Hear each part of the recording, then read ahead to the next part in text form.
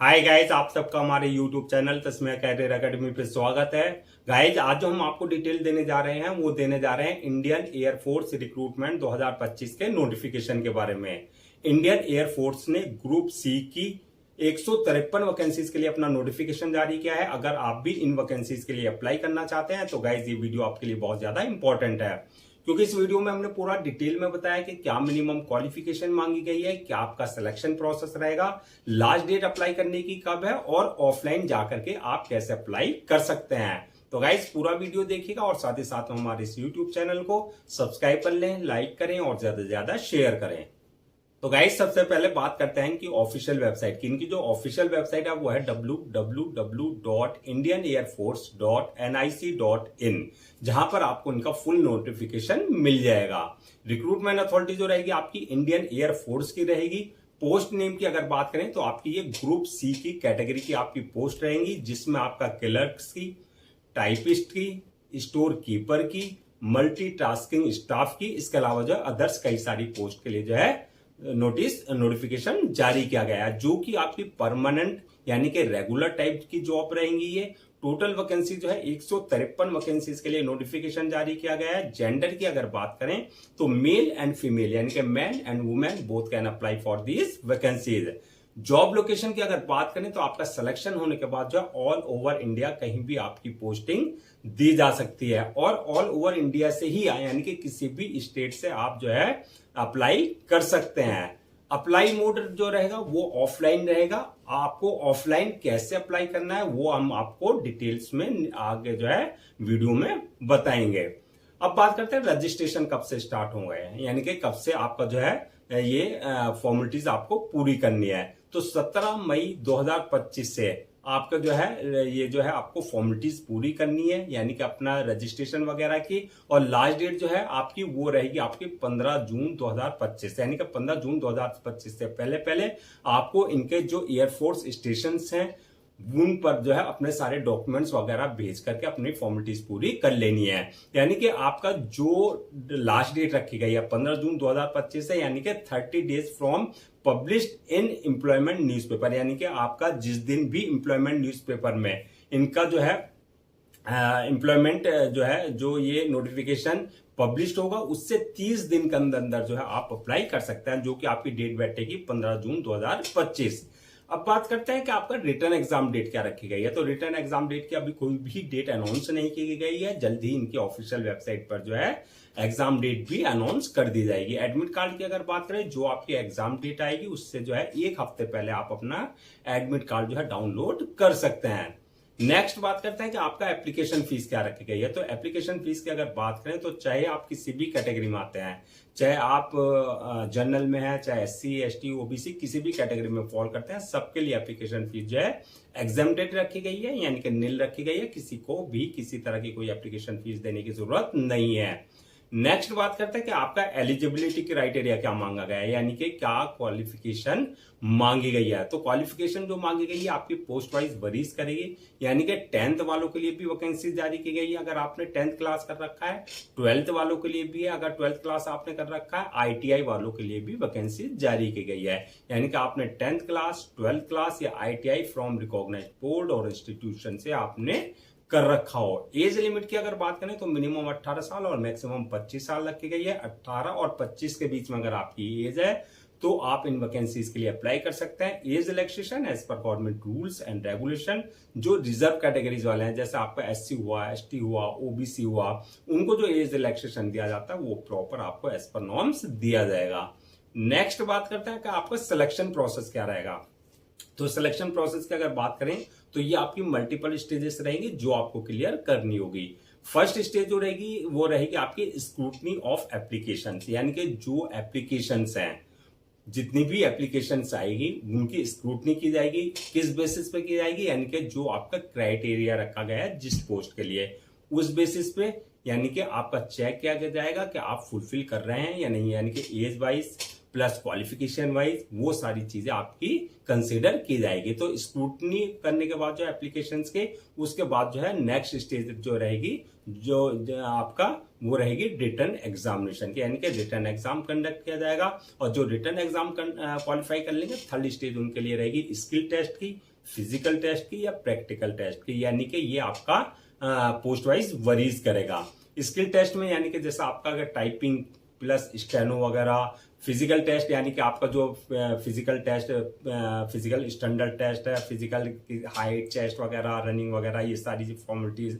इसके अलावा जो है प्रैक्टिकल टेस्ट यानी कि आपका जो है लाइसेंस ड्राइविंग वगैरह के लिए पोस्ट वाइज ये आपकी अपनी पोस्ट के अकॉर्डिंग जो है आपका ये सारे टेस्ट लिए जाएंगे। जो ये क्वालिफाई कर लेंगे उसके बाद जो है नेक्स्ट ऑप्शन आएगा आपका डॉक्यूमेंट्स वेरिफिकेशन का, यानी कि आपके जितने भी डॉक्यूमेंट्स आपने भेजे हैं इनके जो है एयरफोर्स के जो स्टेशन है यानी कि ऑफिशियल जो इनकी रजिस्टर्ड ऑफिस है वो सारे डॉक्यूमेंट जो है आपके जो है ओरिजिनल चेक किए जाएंगे, वेरीफाई किए जाएंगे। और लास्ट स्टेज जो रहेगी मेडिकल एग्जामिनेशन की, यानी कि जिस पोस्ट के लिए आपने अप्लाई किया उसके लिए देखा जाएगा कि आप फिजिकली और मेंटली पूरी तरीके से फिट है या नहीं है, यानी कि आप मेडिकली पूरी तरीके से फिट होने चाहिए इन वैकेंसीज के लिए। अब बात करते हैं जो आपका रिटर्न एग्जाम होगा उसका क्या एग्जाम पैटर्न रहेगा, क्या उसका सिलेबस रहेगा। तो रिटर्न एग्जाम के हम एग्जाम पैटर्न की बात करें तो ये आपका ऑफलाइन एग्जाम कंडक्ट किया जाएगा, यानी कि OMR शीट बेस्ड एग्जाम होगा। पेपर का जो क्वेश्चन जो होंगे पैटर्न जो होगा वो ऑब्जेक्टिव टाइप होगा, यानी कि MCQ type multiple choice question होंगे। और मीडियम ऑफ एग्जामिनेशन की अगर हम बात करें तो हिंदी और इंग्लिश दोनों लैंग्वेज में आपके पेपर होंगे, जिसमें आप कंफर्टेबल हो जिस लैंग्वेज में उसमें आप अपना आंसर दे सकते हैं। नेक्स्ट बात करते हैं कि सिलेबस क्या रहेगा, यानी कि कहां से आपके क्वेश्चंस पूछे जाएंगे। तो क्वेश्चन जो पूछेंगे जाएंगे आपके जनरल इंटेलिजेंस से रिलेटेड क्वेश्चंस होंगे, रीजनिंग से रिलेटेड क्वेश्चंस होंगे, इंग्लिश लैंग्वेज से रिलेटेड क्वेश्चंस होंगे, न्यूमेरिकल एप्टीट्यूड से रिलेटेड क्वेश्चंस होंगे, जनरल अवेयरनेस से रिलेटेड क्वेश्चंस होंगे। और इसके अलावा जो ट्रेड वाले हैं अगर आप पर एप्लीकेबल होता है तो ट्रेड और पोस्ट वाइज जो है आपके रिलेटेड क्वेश्चंस आपसे पूछे जाएंगे। नेक्स्ट बात करते हैं कि आपकी मेरिट लिस्ट किस बेसिस पे बनेगी, फाइनल मेरिट लिस्ट। तो मेरिट लिस्ट की अगर हम बात करें तो ये जो आपका रिटर्न एग्जाम कंडक्ट किया गया है इसमें जो आपने मार्क्स ऑब्टेन किया है उसकी परफॉर्मेंस पे ही आपको जो है आपकी फाइनल मेरिट लिस्ट तैयार की जाएगी। सैलरी और अलाउंसेस की अगर हम बात करें तो ये आपके पोस्ट वाइज वरीज करेंगे। स्टार्टिंग सैलरी जो होगी 18,000 से होगी और लास्ट जो रहेगी 63,200 तक रहेगी, यानी कि आपका सिलेक्शन होने के बाद जो है जैसे जैसे आपको एक्सपीरियंस हो जाएगा उसके अकॉर्डिंग आपका प्रमोशन और इंक्रीमेंट होता रहेगा। अलाउंसेस और अदर्स बेनिफिट्स की अगर बात करें तो जो इंडियन एयरफोर्स है उसके अकॉर्डिंग जो एक एम्प्लॉय को दिए जाते हैं ग्रुप सी वालों को वो सारे जो है आपको जो है अलाउंसेस प्लस आपके जो अदर्स बेनिफिट्स दिए जाते हैं वो सारे आपको प्रॉपर एज पर नॉर्म्स दिए जाएंगे। नेक्स्ट बात करते हैं कि आपको अप्लाई करने से पहले क्या क्या डॉक्यूमेंट्स आपको रेडी रखना है। तो डॉक्यूमेंट्स की अगर हम बात करें तो सबसे पहले जो आपके एकेडमिक सर्टिफिकेट्स हैं वो सारे डॉक्यूमेंट जो आपको रेडी रखना है, जैसे 10th की मार्कशीट, 12th की मार्कशीट, उसका सर्टिफिकेट, ITI का सर्टिफिकेट, ये सारे डॉक्यूमेंट जो आपको रेडी रखने हैं। इसके अलावा अगर आपको किसी तरह का आपके पास एक्सपीरियंस है तो आपको कंसर्न अथॉरिटी और कंसर्न डिपार्टमेंट से आपके पास जो एक्सपीरियंस लेटर होना चाहिए। जो लाइसेंस है जिस पोस्ट के लिए मांगे गए हैं रिक्वायरमेंट है उसके रिलेटेड जो है आपके पास जो है लाइसेंस होना चाहिए। इसके अलावा जो है बर्थ सर्टिफिकेट, यानी कि अगर आपकी 10th की मार्कशीट में डेट ऑफ बर्थ अगर मेंशन नहीं है तो बर्थ सर्टिफिकेट आपके पास जो है कंसर्न अथॉरिटी से होना चाहिए। कास्ट सर्टिफिकेट, यानी कि अगर SC ST OBC का आप किसी भी तरह का कोई रिजर्वेशन ले रहे हैं तो कास्ट सर्टिफिकेट आपके पास जो है कंसर्न अथॉरिटी से आपके पास होना चाहिए। इसके अलावा इनकम सर्टिफिकेट, यानी कि अगर आप जो है EWS इकोनॉमिकली वीकर सेक्शन का किसी भी तरह का कोई रिजर्वेशन ले रहे हैं तो इनकम सर्टिफिकेट आपके पास जो है कंसर्न अथॉरिटी से होना चाहिए। इसके अलावा ID proof, address proof, passport size photo वगैरह ये सारी चीजें और सेल्फ एड्रेस्ड एनवलप होना चाहिए विद 10 रुपए की स्टैम्प के साथ। ये सारी चीजें आपको जो है पहले से जो है तैयार रखनी है, फोटो कॉपी वगैरह करा करके। अब बात करते हैं कि अप्लाई करने का क्या प्रोसीजर रहेगा। तो जैसा कि हमने स्टार्टिंग में बताया था पूरा प्रोसेस जो रहेगा ऑफलाइन रहेगा। ऑनलाइन यहाँ पे आपको कोई फॉर्म जो है फिल करने की जरूरत नहीं है।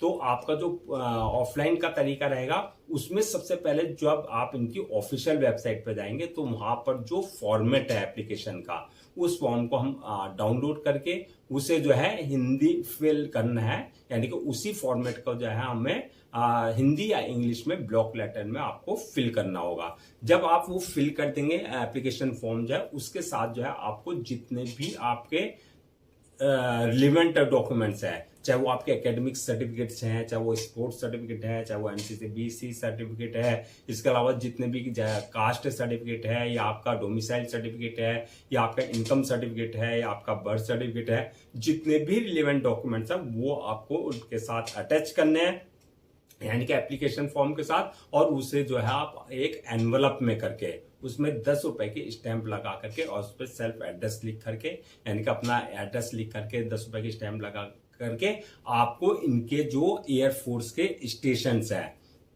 ये एयरफोर्स के स्टेशन जो है अलग अलग स्टेशन है, तो आप इनकी जो है नोटिफिकेशन में जाकर के एग्जैक्ट एड्रेस देख लें। आपका वेस्ट बंगाल में एक एयरफोर्स स्टेशन है, आसाम में है एयरफोर्स स्टेशन है, हरियाणा में एयरफोर्स स्टेशन है, इसके अलावा न्यू दिल्ली में एयरफोर्स स्टेशन है। तो आप जो है पोस्ट वाइज देख लें, जिस पोस्ट के लिए आप अप्लाई कर रहे हैं उससे रिलेटेड आपको जो है किस एयरफोर्स स्टेशन पे आपको जो है अपना एड्रेस वो जो है डॉक्यूमेंट्स पोस्ट करने हैं। तो ये आपको जो है सारे डॉक्यूमेंट्स अपना एक एनवलप में करके जो है बाई पोस्ट आपको इनके एयरफोर्स स्टेशन पर जो है आपको कब भेजना है, आपका 15 जून 2025 से, यानी कि आपका जो एम्प्लॉयमेंट न्यूज में जो पब्लिश किया जाएगा ये नोटिफिकेशन, उसके 30 दिन के अंदर अंदर आपको जो है ये सारे डॉक्यूमेंट्स अपने भेज देने हैं। तो गाइज ये थी आपकी जो है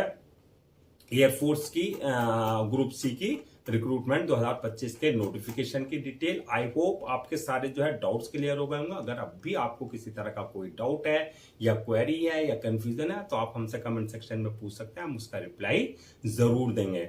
मैं एक बार फिर से आपको रजिस्ट्रेशन डेट और लास्ट डेट रजिस्ट्रेशन की रिमाइंड करा देता हूं, सो दैट आप उसे नोट डाउन कर लें। रजिस्ट्रेशन जो स्टार्ट होंगे वो होंगे 17 मई 2025 से, यानी कि 17 मई से आप जो है ऑफलाइन अप्लाई कर सकते हैं। सारे डॉक्यूमेंट्स वगैरह आप रेडी रखना, जो हमने प्रोसीजर बताया उसके अकॉर्डिंग आप 17 मई से जो है अपना फॉर्म को डाउनलोड वगैरह करके सारे डॉक्यूमेंट्स अटैच करके इनके जो है रिलेवेंट जो है एयरफोर्स स्टेशन पे आपको बाई पोस्ट भेजना है। और लास्ट डेट जो है, जो भी आपकी एम्प्लॉयमेंट न्यूज में आपका नोटिफिकेशन जारी होगा जिस डेट में, उसके विद इन 30 डेज जो है आपको जो है भेजना है। उसके बाद जो है डेडलाइन आपकी खत्म हो जाएगी, यानी कि उसके डेडलाइन के बाद आपका जो है अगर कोई भी जो है पोस्ट आती है तो वो कंसीडर नहीं की जाएगी। यानी कि आपका जो है 15 जून या अप्रोक्स आपका 15 जून 2025 बैठेगी आपकी डेडलाइन, यानी कि लास्ट डेट है। तो 15 जून 2025 से पहले पहले आपको इनकी जो है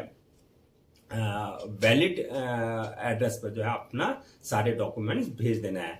गाइज हम आपके लिए जितने भी गवर्नमेंट जॉब्स हैं या गवर्नमेंट एग्जाम्स हैं उससे रिलेटेड जितने अपडेट्स होते हैं उस पर वीडियोज लेकर के आते हैं। अगर आप भी चाहते हैं कि आपको प्रॉपर कैरियर गाइडेंस मिलती रहे, साथ ही साथ में आपको गवर्नमेंट जॉब्स और गवर्नमेंट एग्जाम्स के पूरे अपडेट्स मिलते रहे, तो आप लोगों से मेरी रिक्वेस्ट है आप हमारे इस यूट्यूब चैनल को सब्सक्राइब कर लें, लाइक करें और ज्यादा से ज्यादा शेयर करें।